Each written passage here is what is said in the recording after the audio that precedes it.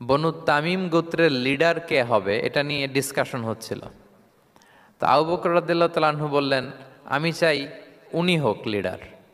ওমরে ফারুক বলে, না না না, উনি না, আপনি বুঝতে পারেন নাই, আমি চাই ইনি হোক। আবু বকর বলে, ওমর তুমি ঠিক বলো না, আমি বললে তুমি খুলে উল্টাটা বলো, উনি হইলে ভালো হয়। আর ওমরে ফারুক বলে, না না না, উনি না, উনি হইলে। এই যে উনি উনি করে দুইজন তর্ক বিতর্ক করতে করতে ওনাদের কণ্ঠটা রাসূল সাল্লাল্লাহু আলাইহি ওয়াসাল্লামের কণ্ঠের চাইতে একটু উঁচু হয়ে গেল, যেটা দেখতে অনেকটা অশোভন ছিল, সুন্দর দেখাচ্ছিল না। তো রাসূল সাল্লাল্লাহু আলাইহি ওয়াসাল্লাম সামনে বসা, ওনার সামনে উঁচু গলা করে কেউ কথা বলবে, এটা আল্লাহ বরদাশত করলেন না। আরশের উপর থেকে আল্লাহ তাআলা আয়াত নাজিল করলেন, লা তারফাউ আসওয়াতাকুম ফাওকা সাওতিন নবী, খবরদার নবীর কণ্ঠের চাইতে যেন তোমাদের কণ্ঠ উঁচু হয়ে না যায়। যদি যায় তাহলে তোমাদের আমলগুলো বাতিল হয়ে যাবে, এবং নিজেরা নিজেদেরকে যেভাবে ডাকো সেভাবে ডেকো না, এরকম করলে আমল বাতিল হয়ে যাবে। তো আল্লাহ তাআলা এখানে আদব শিক্ষা দিলেন যে রাসূল সাল্লাল্লাহু আলাইহি ওয়াসাল্লামের সামনে কথা বলতে গেলে খুব ভদ্র ভাষায় কথা বলতে হবে, শালীন ভাষায় কথা বলতে হবে।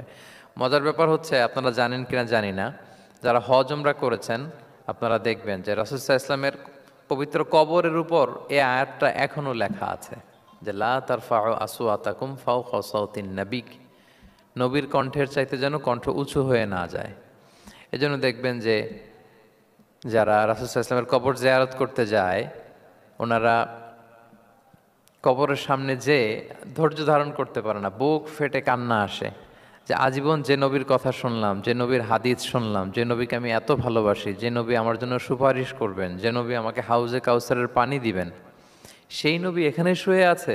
এটা ভাবতেই মুমিন হৃদয়ে বাঁধ ভাঙা কান্নার জোয়ার আসে, হাউমাউ করে কাঁদতে ইচ্ছে করে, কিন্তু ওখানে আওয়াজ করা যায় না, কারণ ওখানে লেখা লা তারফাউ আসওয়াতাকুম ফাওকা সাওতিন নবী, নবীর দরবারে বড় গলায় আওয়াজ করে কোনো শব্দ উচ্চারণ করা যাবে না। খুব ভদ্র বিনম্র চিত্তে রাসূল সাল্লাল্লাহু আলাইহি ওয়াসাল্লামের রওজার সামনে দাঁড়িয়ে আমরা সালাম পাঠ করি।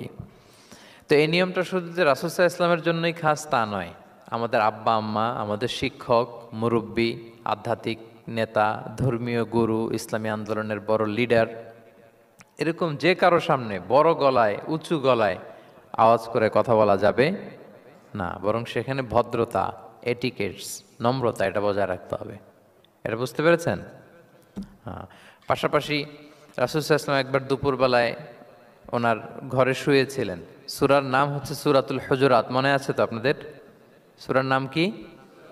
হ্যাঁ, হুজুরাত মানে হচ্ছে কম্পার্টমেন্ট বা অ্যাপার্টমেন্ট, যেখানে মানুষ থাকে আর কি। রাসূল সাল্লাল্লাহু আলাইহি ওয়াসাল্লাম এরকম 9টা হুজরাখানা ছিল। আপনার বাংলাদেশে ইমাম সাহেবের হুজরাখানা এই শব্দটার সাথে পরিচিত না সবাই? এই হুজরাখানা থেকে আল হুজরাত, রাসূল সাল্লাল্লাহু আলাইহি ওয়াসাল্লামের 9 জন স্ত্রী এই 9টা হুজরাতে থাকতেন, এবং এগুলো মসজিদে নববীর সাথে অ্যাটাচ করা ছিল। দুপুরে খেয়ে রাসূল সাল্লাল্লাহু আলাইহি ওয়াসাল্লাম কাইলুলা করছেন, বিশ্রাম নিচ্ছেন। হঠাৎ কিছু বেদুইন লোক, যাদের মধ্যে সভ্যতার ছোঁয়া লাগেনি, তারা এসে রাসূল সাল্লাল্লাহু আলাইহি ওয়াসাল্লামকে ডাকতে আরম্ভ করলো, ইয়া মুহাম্মদ উখরুজ ইলাইনা, ইয়া মুহাম্মদ উখরুজ, এই মুহাম্মদ বেরো বেরো, কথা আছে, এই মুহাম্মদ বেরো বেরো। মানে কেমন যেন বন্ধুরে ডাকতেছে, মনে হচ্ছে বন্ধুকে ডাকতেছে। আল্লাহ তাআলা এটা বরদাস্ত করলেন না, বললেন খবরদার, নিজেরা নিজেদেরকে যেমনে ডাকো, নবীকে যদি অমনে ডাকো, তোমার ঈমান আমল সব বাতিল হয়ে যাবে, খবরদার, সব বাতিল হয়ে যাবে। বরং ওনাকে যখন সম্বোধন করবে তখন ডাক দিবে খুব ভদ্র ভাষায়, বলতে হবে ইয়া নবী আল্লাহ, ইয়া রসুল আল্লাহ, ইয়া হাবিব আল্লাহ, এরকম ভদ্রোচিতভাবে রাসূল সাল্লাল্লাহু আলাইহি ওয়াসাল্লামকে ডাকতে হবে। তাহলে রাসূলের সামনে কণ্ঠ উঁচু করার কারণে আল্লাহ তাআলা এই আয়াত নাজিল করলেন। এবং এই আয়াত নাজিলের পরে ওমরে ফারুক রাদিয়াল্লাহু তাআলা আনহু এত ভয় পেলেন, এরপরে রাসূল সাল্লাল্লাহু আলাইহি ওয়াসাল্লামের সামনে কথা বলতে গেলে উনি এত আস্তে কথা বলতেন, ওই যে বেশি জোরে যদি কথা বলি তাহলে আমার সব আমল বাতিল হয়ে যাবে, এত আস্তে বলতেন। রাসূল সাল্লাল্লাহু আলাইহি ওয়াসাল্লাম জিজ্ঞেস করা লাগতো, ওমর কি বললে, আবার বলো তো, একটু জোরে বলো, ওমর আরেকটু জোরে বলো, আরেকটু জোরে বলো।